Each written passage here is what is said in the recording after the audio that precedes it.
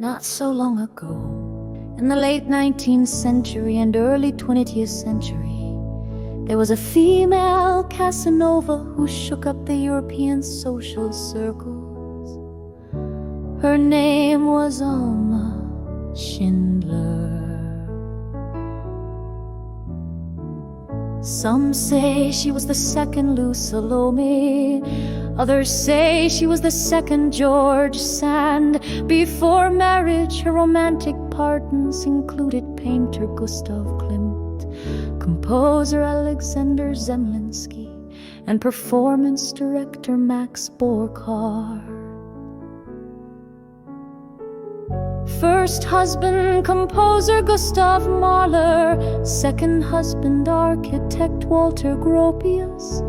Third husband, writer Franz Werfel.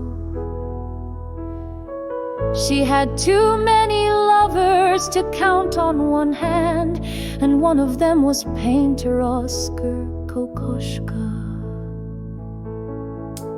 Alma, who was also the most beautiful woman in Austria, was so talented that she composed music in her teens. Do you know The Kiss by painter Gustav Klimt? The female protagonist in that painting is none other than Alma Schindler.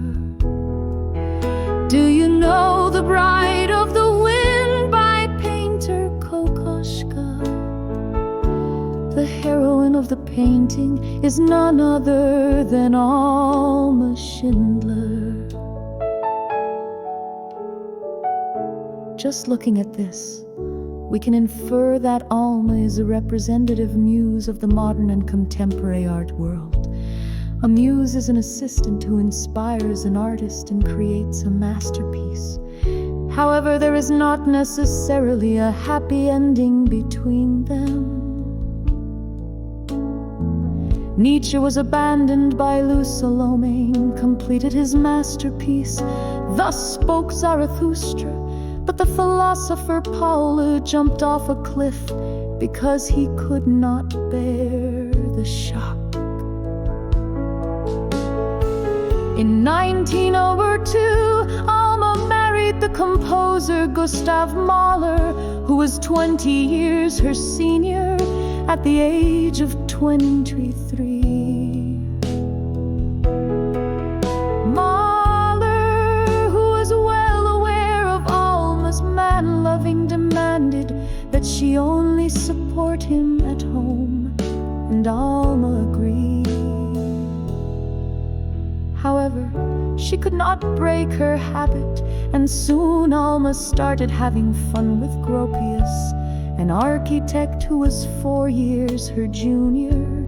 Mahler was so upset that he even received psychological counseling from the psychologist Freud. Even though Mahler died of heart disease, Alma, who had not the slightest hint of widowhood, played with the painter Kokoschka. Alma married for the third time at the age of 50 to the writer Franz Werfel, who was 10 years younger than her.